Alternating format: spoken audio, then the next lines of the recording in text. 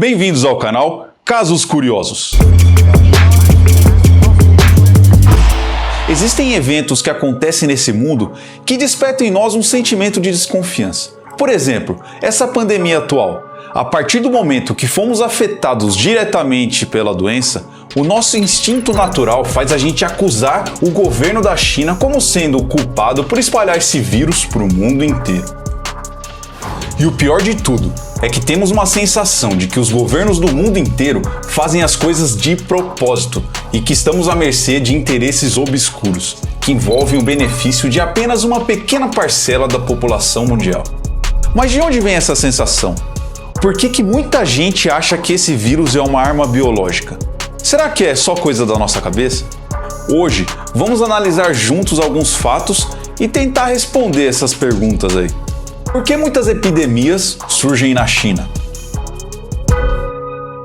Quando surgiu o surto dessa doença atual, parece que a gente tem a sensação ou a impressão de que já viu isso acontecer. Mas saiba que você não está errado, isso já aconteceu outras vezes. Outras epidemias também surgiram na China, então a gente vai ver uma listinha aí. Gripe asiática. Esse surto teve seu primeiro caso registrado em fevereiro de 1957 na província chinesa de Guizhou. A partir daí, o vírus se espalha para todo o mundo.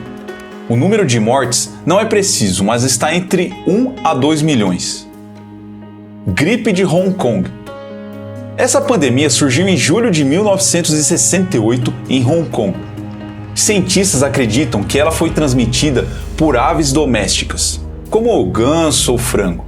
Ásia, Oriente Médio, Europa e América do Norte foram afetados. Estima-se que o número de mortos está entre 1 a 3 milhões.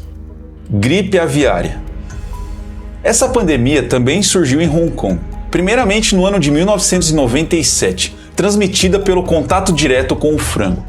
No primeiro surto chegou a matar só 6 pessoas e posteriormente retornou em 2003, somando um total de 300 mortes espalhadas por 15 países. SARS. Essa doença surgiu no fim do ano de 2002, no sul da China, transmitido do morcego para o civete asiático, esse animalzinho aí. E através do consumo da carne contaminada, o ser humano contraiu a doença, que foi altamente contagiosa, e chegou a afetar 30 países, deixando 774 mortos. Agora, uma citação que não podia faltar aqui nesse vídeo é que dentre as piores pandemias da história estão a praga de Justiniano e a peste negra, que juntas dizimaram a população da Ásia e Europa, matando cerca de 250 milhões de pessoas.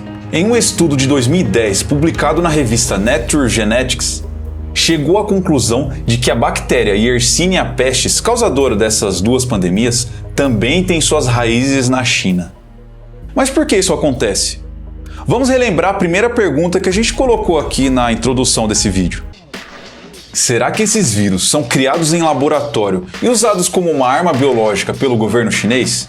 E outra questão, de onde vem essa sensação? Como bem sabemos, a China é governada pelo Partido Comunista desde o ano de 1949 e o regime até hoje tem pulso firme quando o assunto é informação. Segundo o site BBC Brasil, na China as redes sociais são rigidamente controladas, sites como Google, YouTube, Facebook e Twitter não são permitidos para todo mundo por lá. Caso você for chinês e mora aqui no Brasil, comenta aí pra gente saber se essa informação tá certa ou errada. Em um vídeo publicado no canal Hoje no Mundo Militar, nos apresenta uma dimensão do que houve no início dessa crise pandêmica na China. Em um vídeo muito bem explicado, nos mostra as dificuldades enfrentadas pelas pessoas que tentaram expor a grave situação. É o caso de jornalistas e médicos, e que por causa disso foram duramente perseguidos pelo regime. Vamos deixar o link desse vídeo aí na descrição. A partir da disseminação dessa doença para o mundo inteiro e essa falta de informações, políticos de Estados Unidos e China começaram a trocar farpas e insinuar, mesmo que sem provas, que o novo vírus era uma arma biológica criada pelo governo do outro. A partir dessa onda de acusações e dúvidas, os geneticistas do mundo todo entraram em ação. Em uma dessas pesquisas, uma das mais importantes foi publicada recentemente, dia 17 de março, na Nature Medicine, que afirmou em um artigo que a evolução desse vírus aconteceu de forma natural e ainda afirma que não houve manipulação laboratorial. Ou seja, segundo a pesquisa, isso não foi criado por humanos, não é uma arma biológica. Bom, com isso respondemos uma das perguntas, certo? Mas a farpa que não sai da nossa mente é o quê? A pergunta mais importante desse vídeo. Por que muitas doenças surgiram na China? Para responder essa pergunta, é preciso tentar entender um pouquinho o contexto político do país asiático a partir do século XX. Durante esses 70 anos de governo, o Partido Comunista Chinês enfrentou obstáculos desafiadores em sua caminhada. Um desses desafios sempre foi o fato de que a maior responsabilidade de um regime comunista dentro de um país é alimentar sua população. E como bem sabemos, a China não é de hoje que ostenta a maior população do mundo. E certamente ter a obrigação de ter que alimentar todo esse povo não é um desafio dos mais simples. Tanto que, nos anos entre 1958 e 1961, o país enfrentou uma das maiores crises de alimentos da história, onde cerca de 36 milhões de pessoas morreram de fome, mostrando que o governo não estava conseguindo alimentar sua população. Como as pessoas não podiam produzir o que comiam e estavam morrendo de fome, uma saída era recorrer na caça e captura de animais selvagens para o sustento próprio e de sua família, animais que normalmente não se comia. Ainda dentro desse contexto, quase matando o país inteiro de fome, o governo chinês desistiu de ter esse controle total na produção de alimentos e autorizou a agricultura privada. Com essa decisão, as grandes empresas passaram a dominar a produção dos alimentos mais comuns, como os grãos, carnes de suínos, frangos e bovinos. Para sair da pobreza, os camponeses mais simples também decidiram entrar nesse negócio. Mas como o mercado de alimentos comuns já estava totalmente dominado por grandes corporações, os pequenos produtores optaram em focar na produção de alimentos a partir de animais selvagens, até porque foi assim que conseguiram sobreviver nos tempos difíceis. Essa decisão dos camponeses começou a ajudar a produção de alimentos no interior da China.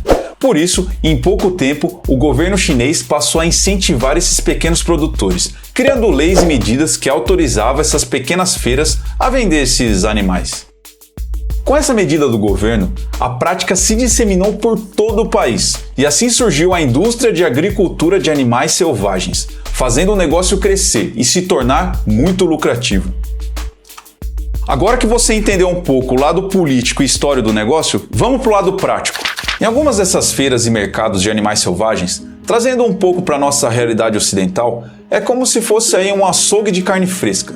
Só que lá, os animais ficam enjaulados vivos e de várias espécies amontoados todos juntos ali, em situações bem precárias. Mas apesar de toda essa precariedade, são considerados iguarias caras, onde apenas os mais ricos e abastados conseguem comprar. Isso porque a carne é tão fresca que o animal muitas vezes é morto ali, na frente do cliente. Na hora do abate ou corte da carne, por estar tudo junto e misturado ali, pode haver a contaminação de um vírus proveniente de uma espécie para outra, ocasionando, em casos raros, mutações genéticas que se adaptam e acabam afetando os humanos. Esse, por exemplo, foi o caso do SARS e da Covid agora, onde um vírus proveniente do morcego passou para o pangolim, onde sofreu uma mutação e afetou o ser humano que consumiu a carne do animal comprando aí nesses mercados. Daí você deve estar se perguntando assim, mas por que o governo não vai lá e simplesmente fecha todas essas feiras aí pelo país? Bom, sempre que acontecem essas epidemias por lá, eles até fecham. Mas como essa indústria já é muito forte, acaba exercendo muita influência em todas as áreas do país, inclusive no governo. Por isso que depois de um tempo eles acabam derrubando a decisão e reabrindo tudo de novo. Por enquanto, esse mercado de Wuhan está fechado, mas sabemos que muito provavelmente daqui a um tempo vai reabrir.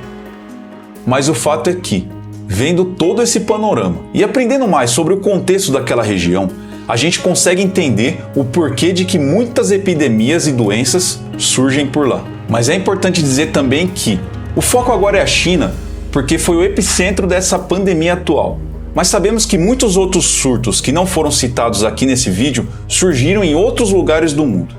Ou seja, não estamos aqui para criticar ou denegrir as pessoas da China, nada disso. Tanto que eles muito provavelmente sejam o povo mais afetado com tudo isso. A intenção aqui é informar e responder algumas perguntas frequentes na internet e conversas informais aí do dia a dia. Eu sei que esse assunto foi um pouco denso demais, mas o que você achou? Será que tudo que a gente falou aqui é baboseira e você vê as coisas de um outro jeito? Você tende a acreditar mais nas teorias da conspiração do que nos estudos divulgados pela grande mídia? Comenta aí.